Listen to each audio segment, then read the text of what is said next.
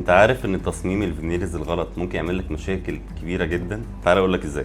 في الكيس اللي احنا فاتحينها دي عندنا مشكلتين. اول مشكله ان العيان عامل فينيرز طبعا شكلها فيك جدا، الديزاين بتاعها مش طبيعي خالص. لو بصينا في الافتر تحت هنشوف ان السنان شكلها فعلا ناتشرال جدا، محدش يقدر ياخد باله انك عامل فينيرز. الالوان نفسها مظبوطه، الاسنان فيها شفافيه زي اللي ربنا خلقها لنا. تاني مشكله معانا وهي شكل اللثه.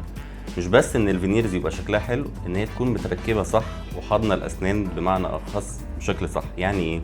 لو الاسنان مش راكبه على الفينيرز بشكل مظبوط، ده هيعمل لنا مشاكل كبيره جدا في اللثه، ان الاكل هيخش جوه يتحشر، يعمل بكتيريا، يعمل التهابات، السنان تورم، يحصل نزيف للثه.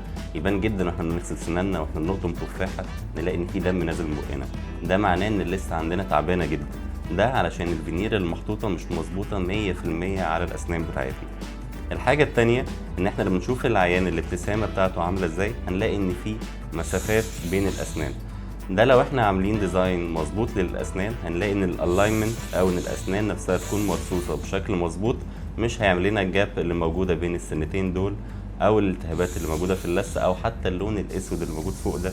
ده معناه ان اللزق دخل تحت اللثه وعمل مشكله. عشان كده اختيار الدكتور اللي هيعمل لك الفينيرز اهم بكتير جدا جدا من نوع الفينير، من لون الفينير.